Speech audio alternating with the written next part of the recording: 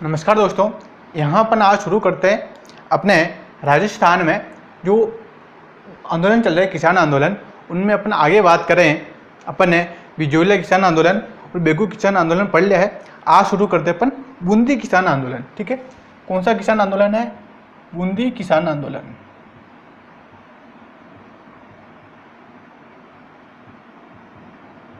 बूंदी किसान आंदोलन, ठीक है। इसकी अपन बात करें कि बूंदी किसान आंदोलन कब होता है। बूंदी किसान आंदोलन जो है 1922 में होता है। कब होता है? 1922 में, ठीक है।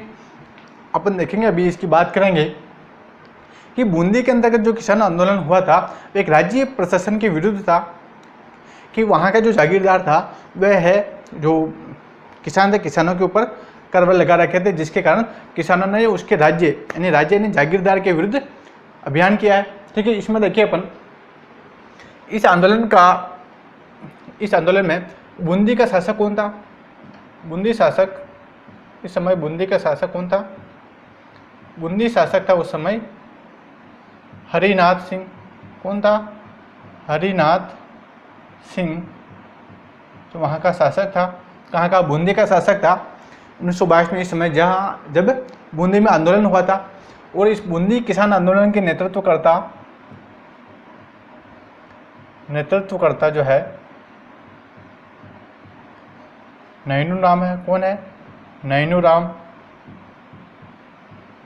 कौन है? नैनू राम जो है इस बूंदी किसान आंदोलन के नेतृत्व करता है। बूंदी किसान आंदोलन का नेतृत्व किसने किया? नैनू राम ने किया था। ठीक है, और कोटा प्रजामंडल की स्थापना भी के संस्थापक भी कौन है? नैनू राम है। ठीक है, इसमें आगे देखिए अपन कि ये राज्य प्रशासन के विरुद्ध यह आंदोलन, बूंदी किसान आंदोलन जो है, आंदोलन राज्य प्रशासन के विरुद्ध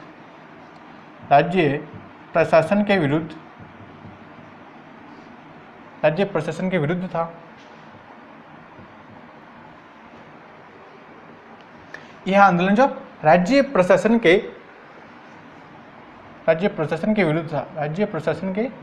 विरुद्ध था।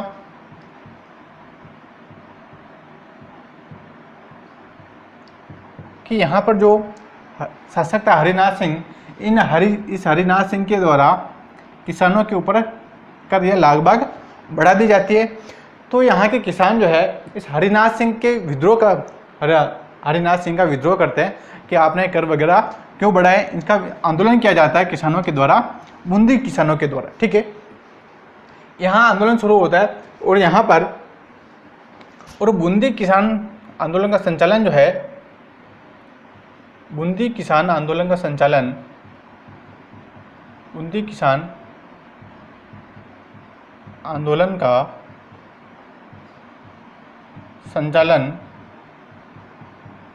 बूंदी किसान आंदोलन का संचालन जो है राजस्थान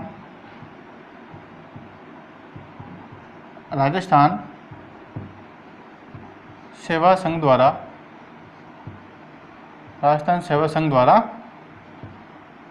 किया जाता है।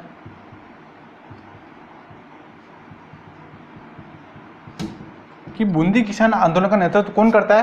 राजस्थान सेवा संघ द्वारा बूंदी किसान आंदोलन का नेतृत्व किया जाता है। और उस समय राजस्थान सेवा संघ का कार्यालय जो कहाँ था? अजमेर में था। कहाँ था? अजमेर से सारी गतिविधियों का संचालन किया जा रहा था। और यहाँ पर बूंदी के अंतर्गत कौन था नेतृत्वकर्ता? नैनू राम के द्वारा नेतृत्व किया जा रहा था। और इसका संचालन जो है राजस्थान सेवा संघ द्वारा इसका संचालन किया जा रहा था। ठीक है, इनमें आगे अपन बात करें, इनमें एक आंदोलन किया जाता है डाबी नामक गांव में। बूंदी में है एक डाबी किसान आंदोलन प्रसिद्ध है। ठीक है, डाबी के अंतर्गत 2 अप्रैल 1922 को, कब? 2 अप्रैल 1922 को डाबी में एक सम्मेलन किया जाता है। 2 अप्रैल 1922 को एक सम्मेलन का आयोजन किया जाता है। सम्मेलन का आयोजन आयोजन किया जाता है, सम्मेलन का आयोजन किया जाता है। इसके विरोध में हरिनाथ सिंह के विरोध में किसानों के द्वारा एक डाबी नामक गांव में, कहाँ पर, बूंदी में गांव है डाबी, इस डाबी नामक गांव में 2 अप्रैल 1922 को एक सम्मेलन का आयोजन किया जाता है। इस सम्मेलन के अंतर्गत एक पुलिस अधीक्षक होते हैं, इकराम हुसैन नामक पुलिस अधीक्षक होता है, उनके द्वारा पुलिस गोलीबारी का आदेश दिया जाता है कि इन किसानों के ऊपर गोलियां चलाना शुरू कर दो। तो इकराम हुसैन के द्वारा गोली चलाने का आदेश दिया जाता है। वह यहाँ पर जो किसान थे उनको गोली लगती है। इनमें 2 किसान होते हैं, एक होता है नानक भील और दूसरा होता है देवीलाल गुर्जर। दोनों व्यक्ति को गोली लगती है, तो दोनों की मृत्यु हो जाती है। इन दोनों की मृत्यु हो जाती है और यहाँ पर दोनों की मृत्यु हो जाती है इस आंदोलन के अंतर्गत। ठीक है, यहाँ तक अपन बात करें, सम्मेलन का आयोजन किया जाता है। इस सम्मेलन में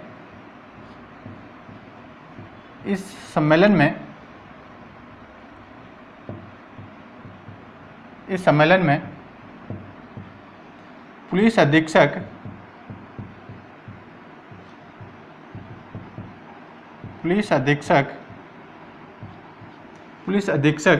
इकराम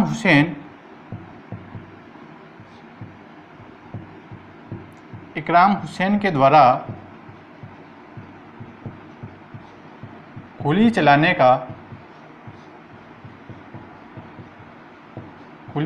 का आदेश दिया जाता है। गोली चलाने का आदेश दिया जाता है। वह इस गोलीबारी में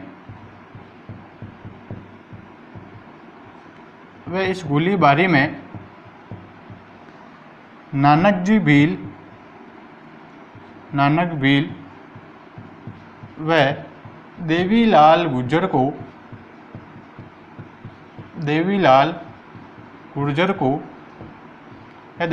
की मृत्यु हो जाती है। यहाँ पर क्या होता है कि वो जो प्रश्न क्या बनता है कि डाबी किसान आंदोलन कब हुआ, 2 अप्रैल 1922 को। जिसके नीचे अंडरलाइन कर देता हूँ मैं, वो चीज़ इंपॉर्टेंट है। ठीक है, कि यहाँ पर जैसे राजस्थान सेवा संघ द्वारा इसका संचालन किया जाता है। इसका मुख्यालय कहाँ था? अजमेर इसका मुख्यालय था। ठीक है, और इसमें बात करें, डाबी किसान आंदोलन 2 अप्रैल 1922 का एक सम्मेलन आयोजित किया जाता है। इस सम्मेलन में पुलिस अधीक्षक थे इकराम हुसैन के द्वारा गोली चलाने का आदेश दिया जाता है। इस गोलीबारी में नानक भील व देवीलाल गुर्जर की मृत्यु हो जाती है। इन दोनों की मृत्यु हो जाती है और नैनू राम को गिरफ्तार कर लिया जाता है। नैनू राम को गिरफ्तार कर लिया जाता है। इस आंदोलन के अंतर्गत महिलाओं का मुख्य रोल था कि महिलाओं ने इस आंदोलन में मुख्य भूमिका निभाई थी। महिला यहाँ पर अधिक मात्रा में उपस्थित हुई थी। इस आंदोलन में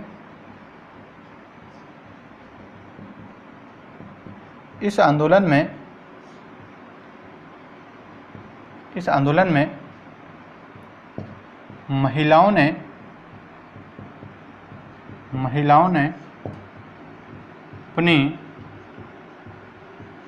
अपनी सक्रिय भूमिका निभाई है।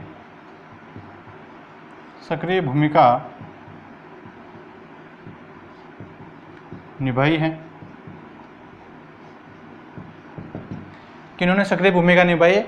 महिलाओं के द्वारा यहाँ पर अपनी भूमिका निभाई जाती है। कहाँ पर? डाबी किसान आंदोलन के अंतर्गत। इसमें और अपन बात करें तो और क्या होता है, नानक भील की मृत्यु हो जाती है।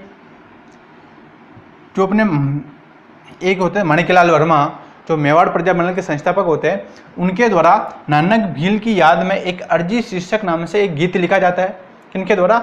माणिक्यलाल वर्मा के द्वारा। यह प्रश्न भी अच्छा है, प्रश्न बनता है कि माणिक्यलाल वर्मा द्वारा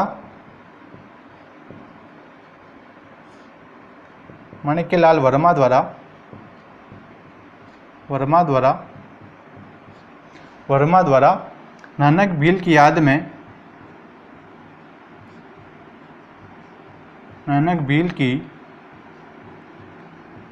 में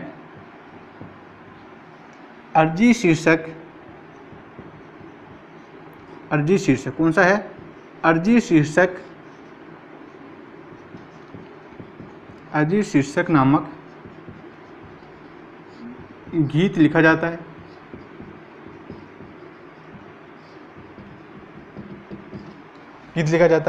कि माणिक्यलाल वर्मा के द्वारा नानक भील की याद में, किसकी याद में? नानक भील की याद में एक अर्जी शीर्षक नामक गीत लिखा जाता है। और माणिक्यलाल वर्मा द्वारा एक गीत वो लिखा जाता है, पंछीड़ा गीत। कौन सा गीत है? पंछीड़ा गीत। ठीक है, पंछीड़ा गीत जो है इनका माणिक्यलाल वर्मा का सबसे प्रसिद्ध गीत है। ठीक है, पंछीड़ा गीत। ठीक है, यहाँ तक अपन ने बात कर ली है। आगे अपन बात करें और, ठीक है, इसको पहले मिटावे अपन।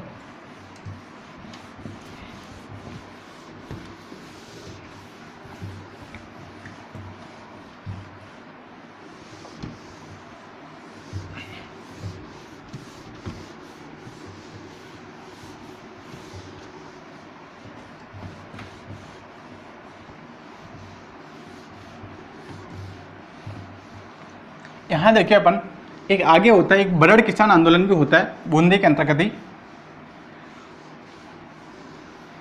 कौन सा किसान आंदोलन होता है? बरड़ किसान आंदोलन।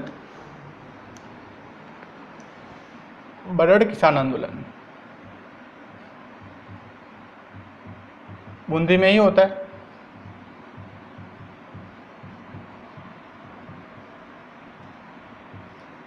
ठीक है, बरड़ किसान आंदोलन ये भी बूंदी के अंतर्गत ही होता है। ठीक है, ये आंदोलन भी अप्रैल 1922 में प्रारंभ होता है। अप्रैल 1922 में प्रारंभ होता है। ठीक है, और यह आंदोलन जो बरड़ नामक गांव में होता है, कहाँ होता है? बरड़ नामक एक गांव है, वहाँ के किसानों के द्वारा किया जाता है। कब? अप्रैल 1922 में प्रारंभ होता है। ठीक है, यहाँ पर जो है 1922 में प्रारंभ किया जाता है। वह मई 1922 में लंबा खो नामक गांव में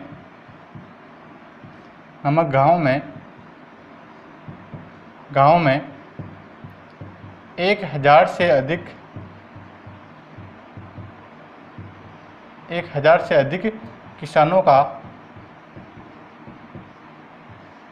किसानों का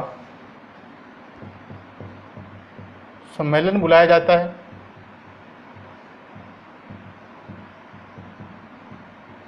एक 1000 से अधिक किसानों का सम्मेलन बुलाया जाता है।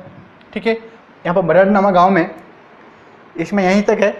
ठीक है, आगे देखिए अपन। ठीक है, और इस आंदोलन का, बरड़ किसान आंदोलन का जो है विजय सिंह पथिक द्वारा भी समर्थन किया जाता है। विजय सिंह पथिक द्वारा समर्थन दिया जाता है। विजय सिंह पथिक द्वारा समर्थन किया जाता है कि बरड़ किसान आंदोलन का जो है विजय सिंह पथिक द्वारा भी इस किसान आंदोलन का समर्थन किया जाता है या इसका सहायता की जाती है। ठीक है, और देखिए आगे एक होता है यहाँ पर गुज्जर किसान आंदोलन चलता है बूंदी में। गुज्जर किसान आंदोलन ये भी बूंदी में ही चलता है। ये आंदोलन चलता है 1936 से लेकर 1945 तक चलता है। गुज्जर जाति के द्वारा ये आंदोलन प्रारंभ किया जाता है।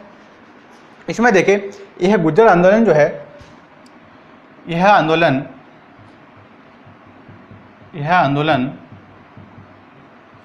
बरड़ व बरुंधन तहसील, दो तहसील है बूंदी की, बरुंधन तहसीलों में प्रारंभ होता है।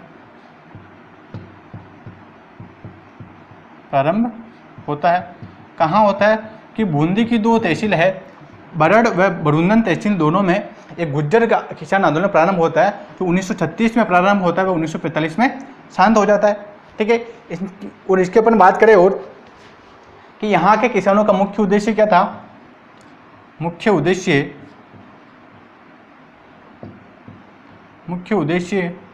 इनका मुख्य आंदोलन करने का मुख्य उद्देश्य क्या था कि बढ़े हुए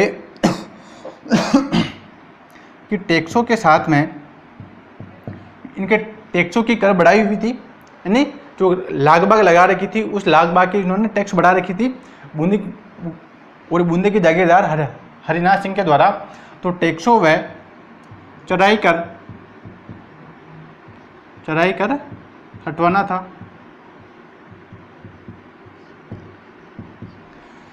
टैक्स हो गया, कर हो गया, और चराई कर क्या होता है कि गाय भैंसों को चरने के लिए किसी स्थान पर भेजा जाता है तो उनका भी टैक्स लिया जाता था।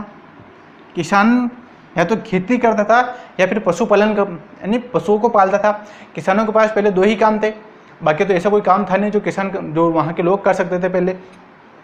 एक तो टैक्स लगा रखे थे बहुत सारे, और एक था चराई कर लगा दिया था। इन दोनों का विरोध किया जाता है। टैक्सों व चराई कर को हटाना था, यानी गाय भैंसे चराने के लिए जिस स्थान पर खुले स्थान पर छोड़ दिया जाता था उस स्थान का भी कर लिया जाता था। तो किसानों के द्वारा इसका विरोध किया जाता है। ठीक है, 1939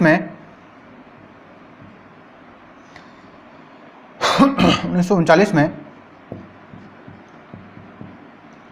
लाखेरी में आरंभ हुआ 1939 में। लाखेरी एक गांव है बूंदी के अंतर्गत, वहाँ पर भी आंदोलन प्रारंभ होता है। ठीक है, और 1945 में और मार्च 1945 में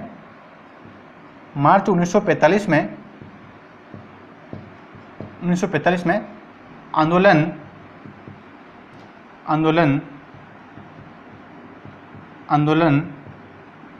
समाप्त हो जाता है। ठीक है, कि बूंदी में और एक गुर्जर किसान आंदोलन जो है 1936 में प्रारंभ होता है, 1945 में समाप्त हो जाता है। यह आंदोलन बरड़ व बरुंदन दोनों तहसीलों में प्रारंभ होता है पहले, और इसका मुख्य उद्देश्य क्या था, टैक्स व चराई कर को हटाना था। और 1939 में लाखेरी बूंदी में ही पहली सीमेंट का कारखाना अपने राजस्थान में प्रारंभ होता है। लाखेरी बूंदी में ही पहला एसएससी सीमेंट कंपनी के नाम से लाखेरी बूंदी में कारखाना स्थापित किया जाता है। जो राजस्थान का पहला सीमेंट कारखाना होता है लाखेरी बूंदी में, यहीं पर 1939 में प्रारंभ होता है एक आंदोलन, और मार्च 1945 में बूंदी किसान आंदोलन शांत हो जाता है या समाप्त हो जाता है। ठीक है, आगे देखें, ये हो गया बूंदी किसान आंदोलन, यहाँ समाप्त हो जाता है। आगे देखें, एक प्रसिद्ध आंदोलन है नीमू चना किसान आंदोलन।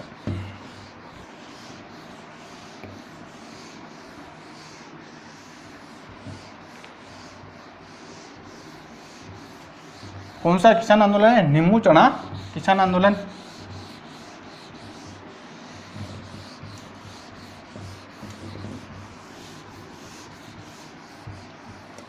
इसको देखिए अपन,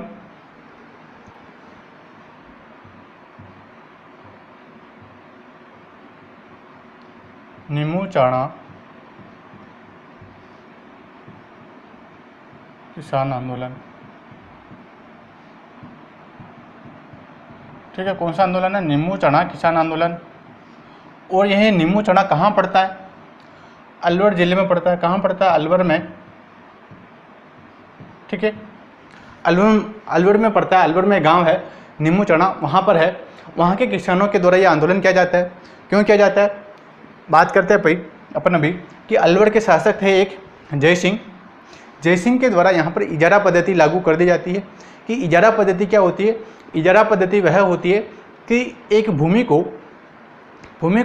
ऊंची बोली पर निश्चित समय के लिए और निश्चित समय के लिए निश्चित रुपए में किसी दूसरे व्यक्ति को दे दी जाती है, वह इजारा पद्धति कहलाती है। जैसे अपन बात करें इजारा पद्धति क्या होती है, बाद में देखेंगे अपन। ठीक है, तो यहाँ पर इजारा पद्धति का किसानों के द्वारा विरोध किया जाता है, और विरोध के अंतर्गत ये नीमू चना नामक गाँव में एक सम्मेलन बुलाया जाता है। ठीक है, इसकी अपन पहले बात करें अलवर अलवर जिले में है। के शासक, अलवर के शासक कौन थे उस समय? शासक थे जय सिंह।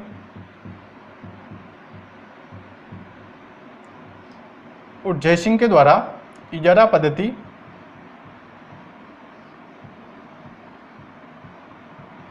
पद्धति लागू कर रखी थी। यहाँ पर देखिए इजारा पद्धति क्या होती है।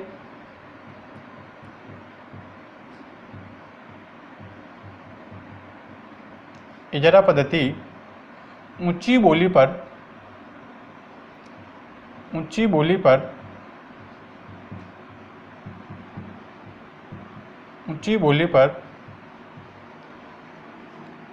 निश्चित समय के लिए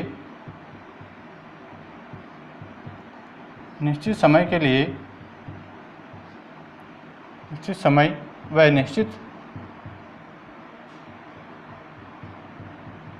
निश्चित रुपए में देना।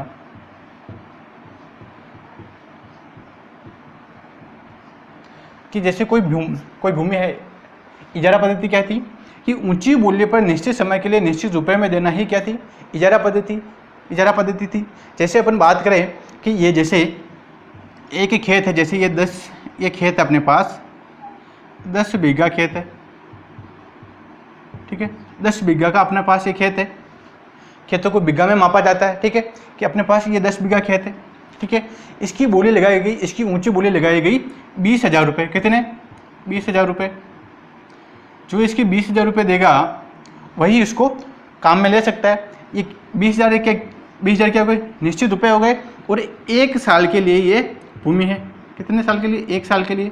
1 साल तक इसे 10 बीघा जमीन को कोई भी काम में ले सकता है। जो 20,000 रुपये देगा वही उसको केवल 1 साल के लिए काम में ले सकता है। अगर दूसरे साल लेना है तो वापिस उसको 20,000 रुपये देने हैं और 1 साल के लिए काम में ले सकता है। यही क्या थी? इजारा पद्धति थी। यहाँ पर इजारा पद्धति लागू कर रखी थी कि ऊंची बोली के ऊपर निश्चित भूमि निश्चित समय के लिए देना ही क्या थी? इजारा पद्धति थी, ठीक है। आगे अपन बात करें, ठीक है, आगे देखें इसमें, और यहाँ पर और किसानों के द्वारा इसका विरोध किया जाता है। किसका? इजारा पद्धति का विरोध किया जाता है किसानों द्वारा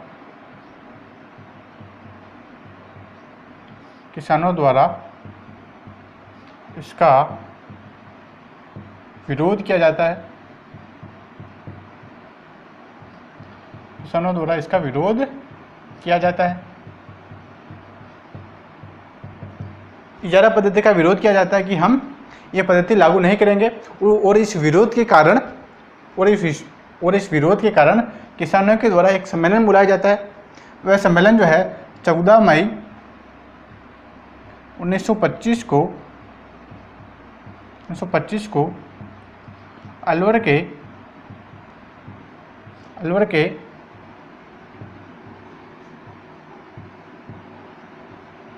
नीमू चना नामक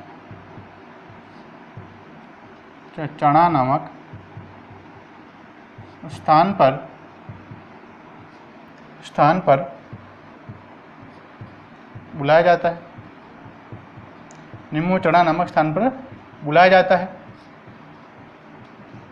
ठीक है। कि अलवर का एक गांव था, 14 मई 1925 को नीमू चढ़ा आंदोलन में सम्मेलन बुलाया जाता है। आंदोलन होता है इसमें अलवर के कहाँ पर? अलवर के नीमू चढ़ा नामक स्थान पर सम्मेलन बुलाया जाता है, ठीक है। यहाँ पर सम्मेलन नामक स्थान पर सम्मेलन बुलाया जाता है। यहाँ कर देते अपन सम्मेलन बुलाया जाता है, किसानों का सम्मेलन बुलाया जाता है, ठीक है। यहाँ पर एक कैप्टन थे, कैप्टन छाजू सिंह के द्वारा गोली चलाने का आदेश दिया जाता है, जिसमें 156 लोग शहीद हो जाते हैं। किसमें? इस नीमू चढ़ा नामक स्थान पर 156 लोग शहीद हो जाते हैं। वह इस हत्याकांड को महात्मा गांधी जी द्वारा जलियांवाला बाग हत्याकांड से भी विवक्ष हत्याकांड की संज्ञा दी जाती है। वह इस आंदोलन को दोहरी डायर शाही की संज्ञा भी दी जाती है, ठीक है। इसमें अपन बात करें, यहाँ पर सम्मेलन बुलाया जाता है। इस सम्मेलन में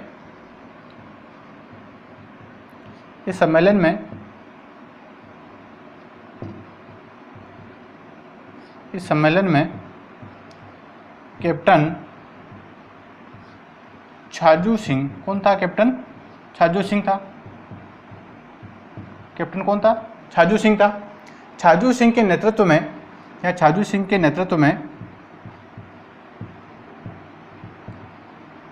नेतृत्व में गोलियां चलाने का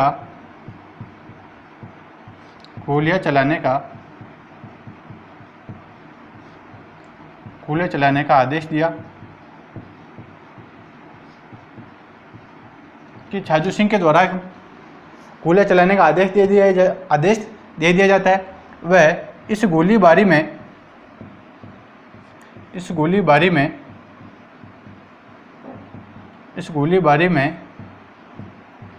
156 लोग शहीद हो जाते हैं। कितने लोग? 156 लोग शहीद हो जाते हैं कि इस आंदोलन में छाजू सिंह के द्वारा गोली चलाने का निर्देश दिया जाता है कैप्टन छाजू सिंह के द्वारा कि वहाँ पर जो सम्मेलन कर रहे हैं उन लोगों के ऊपर गोलियां चला दो जाकर। तो एक बटालियन जाती है पुलिस की और वहाँ पर जाकर गोलियां चलाना शुरू कर देती है। इस गोलीबारी में 156 लोग शहीद हो जाते। कितने? 156 लोग शहीद हो जाते।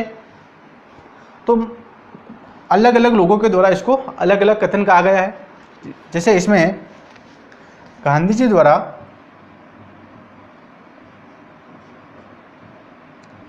गांधी जी ने कहा कि यह हत्याकांड गांधी जी ने इसको जलियांवाला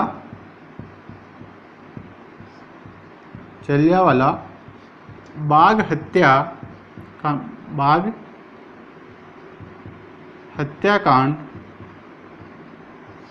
हत्याकांड से भी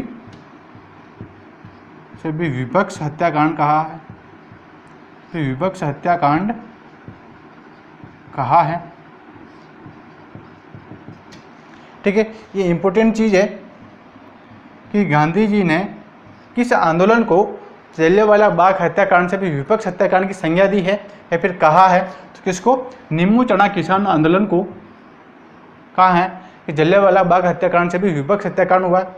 लेकिन यहाँ पर राजस्थान में बांसवाड़ा की मानगढ़ पहाड़ी के ऊपर किसान आंदोलन, और वहाँ पर भी किसान आंदोलन होता है। वहाँ पर 1500 लोगों से अधिक लोग मारे जाते हैं। लेकिन ये निम्न जाति के लोग थे, जैसे भील, बीना, इस प्रकार के लोग थे। तो इनका विरोध जो है किसी राष्ट्रीय स्तर के नेताओं ने नहीं किया, क्योंकि शहीद होता है तो चाहे किसान हो चाहे कोई भी हो, लोग तो शहीद तो हो रहे ना, इसके लिए शहीद हो रहे। तो यहाँ पर इसको जलियांवाला बाग हत्याकांड से भी विपक्ष हत्याकांड की संज्ञा दी जाती है। लेकिन जो मानगढ़ पहाड़ी पर आंदोलन होता है उसको किसी भी प्रकार का कोई भी राष्ट्रीय नेता उसकी मांग नहीं करता है या फिर उसको आगे नहीं बढ़ाता है। उसको वही आंदोलन को वहीं के वहीं दबा दिया जाता है। ठीक है, यहाँ देखिए और इस नींबू चढ़ा आंदोलन को दोहरी डायरशाही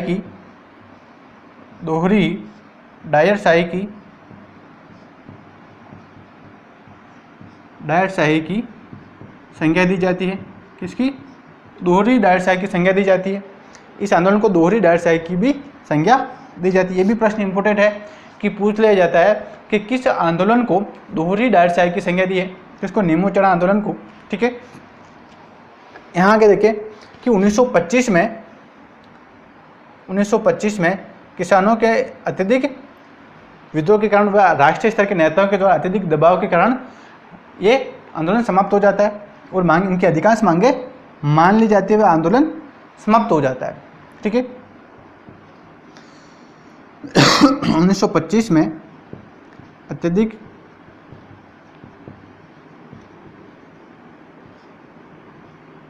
दबाव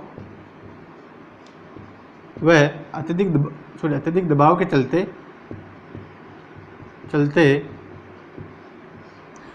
चलते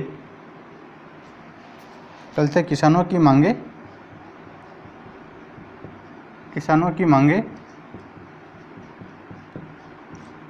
मान ली जाती हैं। किसानों की मांगे मान ली जाती हैं कि किसानों के द्वारा जो विरोध किया जाता है, और यहाँ पर जो जागीरदार था, जागीरदार के ऊपर दबाव पड़ा।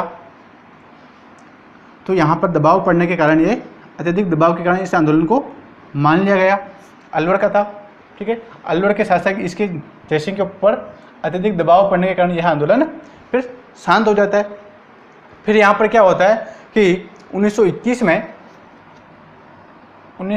में एक आंदोलन और चलता है। यहाँ पर 1921 में एक आंदोलन और चलता है कि यहाँ पर जो सूअर थे, अलवर में जो सूअर थे, वह सूअर जो फसलों को बहुत खा रहे थे या फिर उस फसलों को नष्ट कर रहे थे। यानी जो सूअर होते, सूअर की पूरी गैंग होती, एक आधा सूअर नहीं होता, सूअर होते, सूअर के साथ में 10-15 सूअर और होते थे। इस प्रकार से यहाँ पर बहुत सारे सूअर थे। तो सूअर क्या कर रहे थे, फसलों को एक ही खेत में घुस जाते तो पूरे खेत को खत्म कर देते थे। इस प्रकार जो फसलों को नष्ट कर रहे थे सूअर, तो सूअर को मारने के विरोध में एक आंदोलन चलाया जाता है। सूअरों को मारने के लिए आंदोलन चलाया जाता है और और यहाँ के अलवर के महाराजा द्वारा कहा जाता है कि उनको सूअरों को आप नहीं मार सकते हो। तो इसके विरोध में एक आंदोलन चलता है। यहाँ पर सूअरों को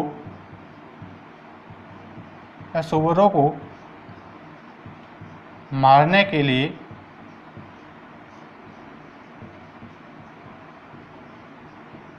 लिए आंदोलन चलाया जाता है।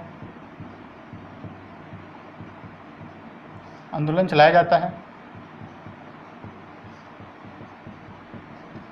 चलाया जाता है और यह आंदोलन भी कुछ समय बाद